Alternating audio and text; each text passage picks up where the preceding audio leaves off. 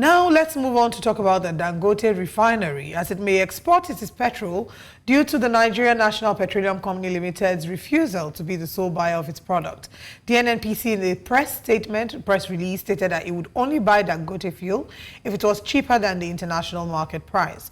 The Dangote Group had expected the NNPC to roll out its product, but the NNPC declared it would not become the distributor for any entity in a free market environment.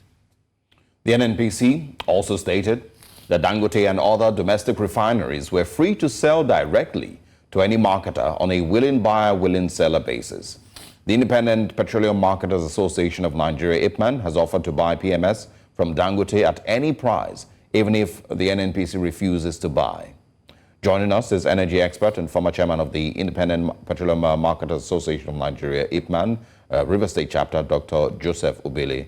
And also joining us is Professor of Energy Law, Yinka Omorogbe, SAN. Good morning. Thanks for joining us.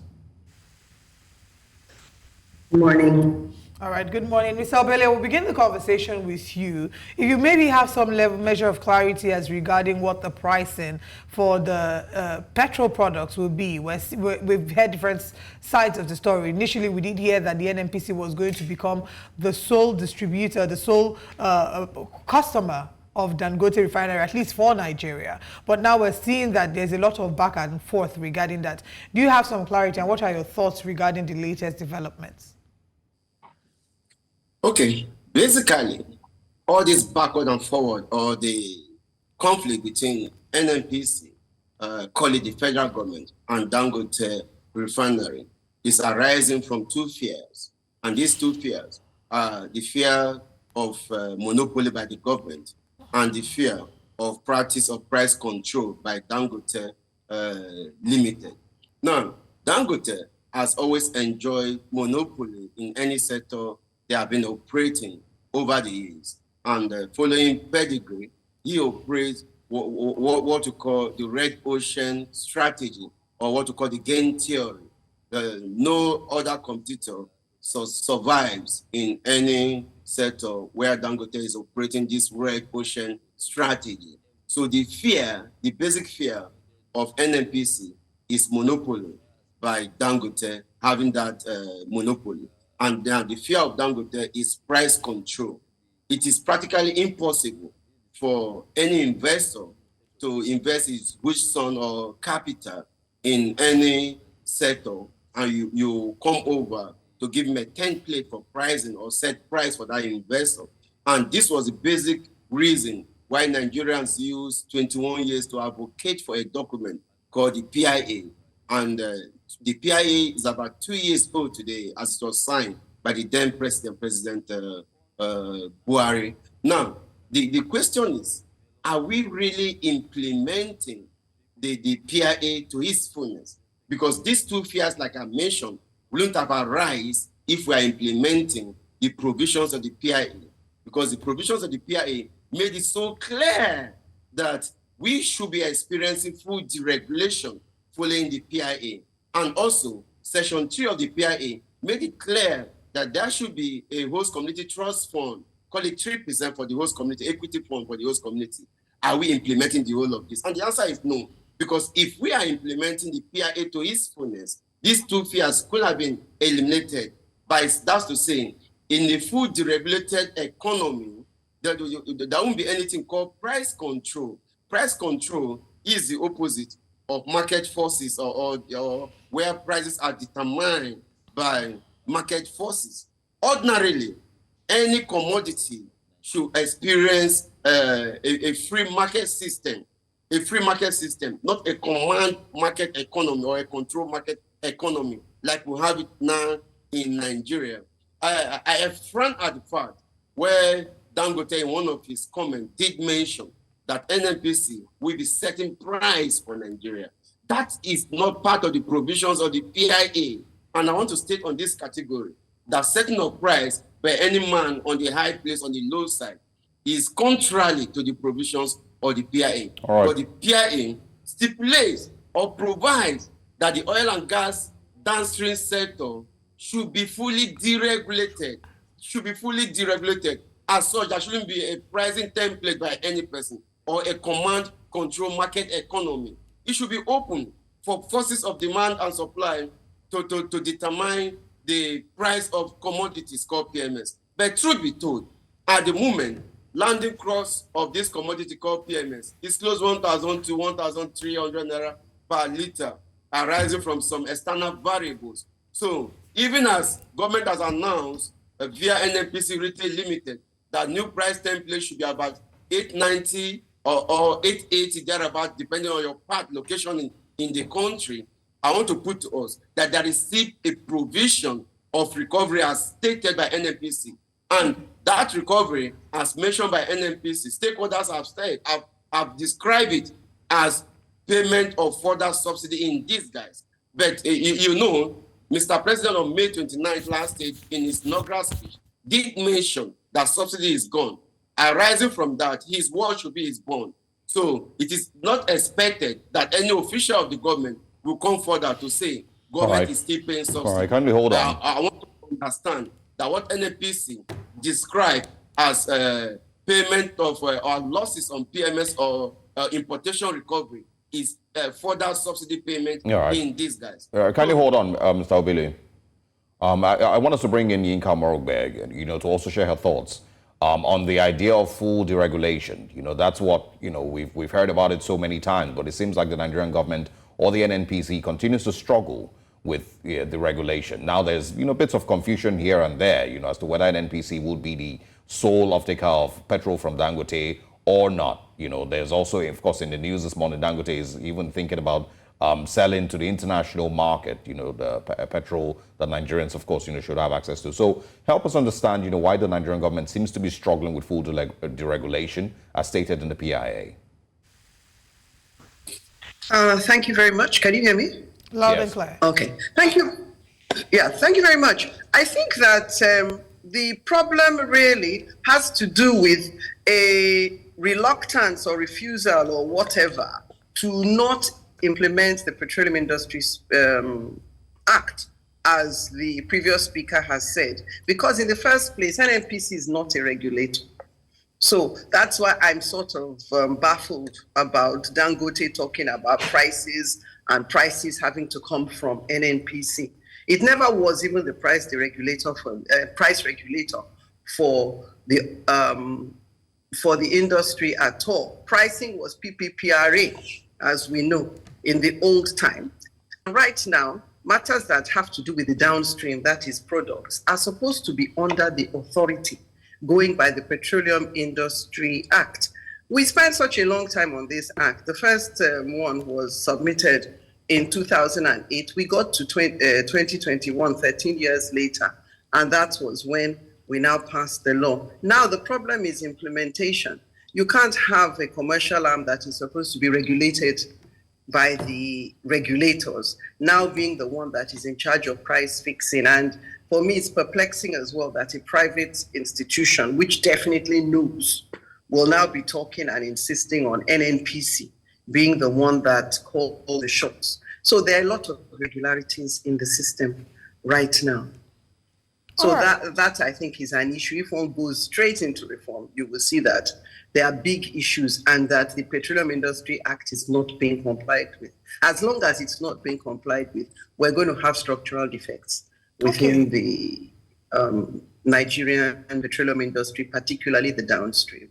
Okay, I'll come back to still talk about the Dangote element and the NNPC element in all of this. But let's talk about the minister. And this is because this has been an ongoing conversation with different guests we've had on the show, taking different stands regarding the position of the president as the Minister of Petroleum. While some do think that he has some answering or some questions to answer, some moves to make, maybe some firing to do, there are others who say that he wasn't officially sworn in as a Minister of Petroleum, even though, yes, all the other ministers were screened by the Senate and sworn in. He was neither screened nor sworn in, even though we know that this did not begin with him. But I'd like to, ask you, Prof, your thoughts regarding the president's role as the Minister of Petroleum, and if you think that he does have questions to answer, or maybe you're also of the opinion that he wasn't properly screened as Minister of Petroleum, and as such, maybe shouldn't be holding that portfolio. a matter of screening in the first place, because all the portfolios are held by the president. It is the president that now gives out all these different portfolios. So ministers are actually using delegated powers in the same way as commissioners are using the delegated powers from their principal. The only difference is the attorney general that has constitutional powers. So everybody's powers flow from the president, if we are talking from the federal perspective. But being president is a very hard job. Clearly, he cannot do all the portfolios, so he has to have these different people to help him. Petroleum is particularly difficult, and Nigeria is dependent on petroleum. We're still dependent, I mean, we're probably on like 80-something percent even now, that we should not be dependent on the revenues of the petroleum industry. It's simply too much work. It's hard enough being president. It is a portfolio that the president should have given out. It has been given out in the past several times. We have had substantive ministers of petroleum. Some have been good, some have been colossally bad, but that does not mean that you should not have a substantive minister there actually looking after the interests of the industry. But even when you have such a person, you can't have a minister can go rogue or become renegade. The minister has to be controlled, and that minister's control comes from the national directives, the national policy, and the law. So at the end of the day, we have to make sure there is compliance with the law. But yes, should there be a substantive minister of petroleum? I definitely believe there should be. Yeah, all right. Let us bring back Joseph Obele into the conversation. One of the biggest concerns that Nigerians have, even if they may not be able to understand what the PIA is saying, they would understand the price of petrol. And that's one of the biggest concerns that Nigerians generally are having, understanding why petrol should be sold at 800 plus, maybe 1,000, 1,300 naira, which is being rumored as well. So can you help us understand, that aspect? What is going to be the likely price of petrol that will be sold by Dangote refineries, regardless of who it is coming from, through the NNPC, through independent marketers? What is going to be the likely price of petrol? And is there any way around getting cheap petrol for Nigerians ever again? Is that still going to be possible? I remember a while ago, I think it was James Faleke that put out a report saying that Nigeria's price of processing crude oil is the highest, or one of the highest in the world, at $48 per barrel, compared to even in Saudi Arabia, where it's about $9 or $10 a barrel. So it just wasn't adding up. So help us understand what is the likely price of petrol, and if it's possible that we will have it cheaper. Basically, in economics or in marketing, we have what we call 14 determinants of pricing. But as it concerns this pricing of the oil and gas byproduct, call it PMS, let's look at three. One is level of competition. Level of competition should be able to determine pricing. Then the second one should be cost of production. Cost of production also is a factor to determine pricing. And the next is the demand for the product. But it is quite unfortunate that these three I've just mentioned, which are level of competition, cost of production, and demand for the product, the degree of demand for the product, is not among the template for pricing. And somebody will say the defunct PPP ROA, which is a petroleum product pricing regulatory agency that has been scrapped by the PIA. This is the agency actually set aside by the government for pricing template. But since it's not defunct and there is no such agency as such, prices of any commodity to the benefit of consumers should be determined by level of competition.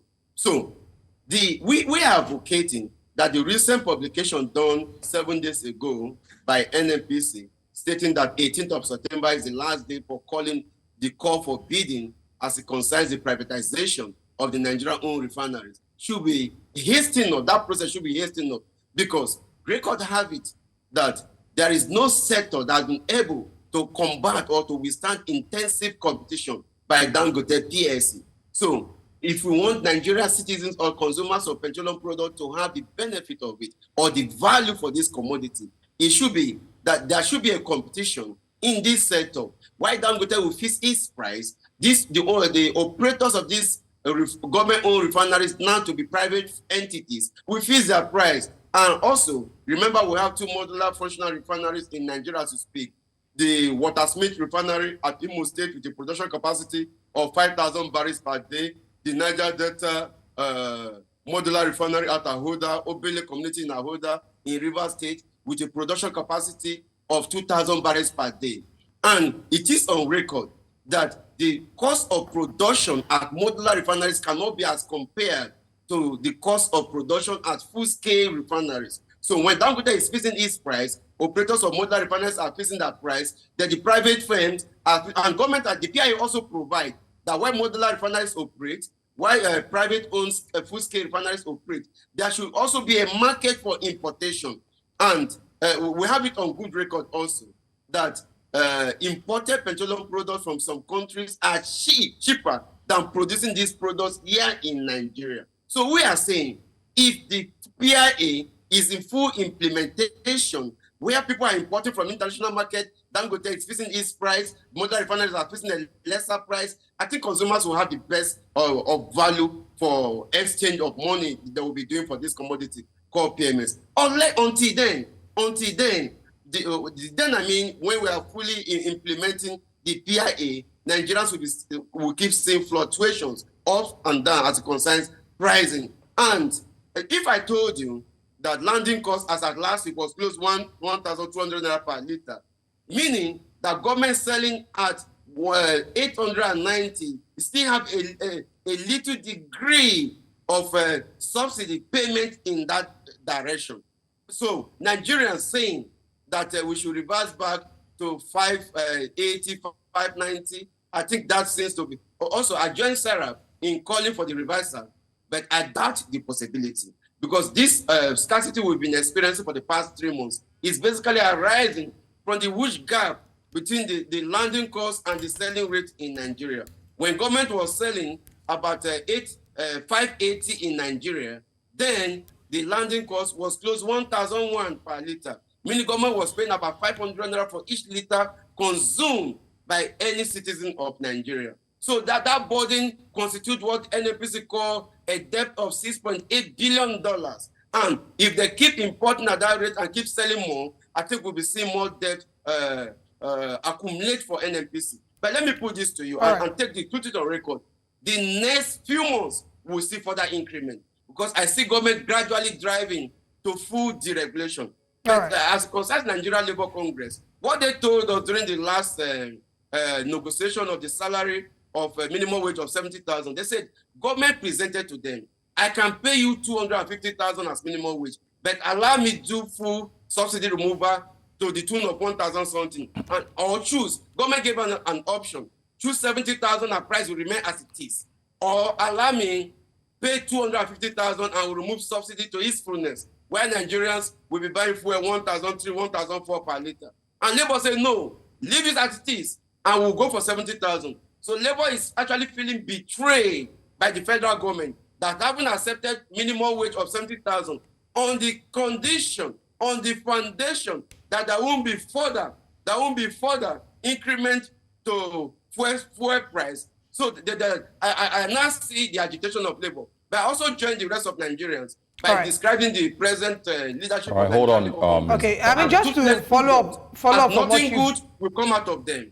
Just to follow up from what you've said, the NLC, you said that the NLC is feeling betrayed, that the government has still gone ahead to do what it has done. There have been several reports. We've seen reports of NLC warning that if we're not careful, Nigerians will buy petrol as high as 5,000 naira per liter. We hope not. But I'd like to also pose the same question to Professor Yinka Omorogbe to talk about, what the projections are for fuel pricing. And the NNPC has said that neither the government nor the NNPC is the one fixing the market prices right now, based off the PIA section 205, I believe. So what are your projections for the coming months, to the end of the year, maybe the next year, for what that Nigerians should prepare for and expect when it comes to the price of petrol? Okay, well, and say that we should expect greater chaos and worse pricing simply because we are allowing a malfunctioning structure. I have to go back and continually talk about the fact that we have got a law, and that law was there. The truth is, before the law, it was well known that we had a very ungoverned downstream sector. It was a weak sector. We had grown comfortable about importing fuel, even though we're a major crude oil producer. That was honestly an international embarrassment for us. We have had a constantly malfunctioning downstream, and we have had this subsidization for a long time. But the subsidy has been there to cover even things that should not be there. We have not actually dealt with the reasons for the tremendous prices we're paying. I mean, the previous speaker talked about our price being multiples what is being the price for crude oil drilling, exploration and development being multiples what it is in Saudi Arabia. In the same way, we have landing costs that are untenable because there are a lot of things there that really should not be there. The downstream is very, very opaque. So I still go back to talking about who should be in charge of the price. It's supposedly a market thing, but the truth is that we have got an agency that is called the Midstream and Downstream Petroleum Regulatory Authority.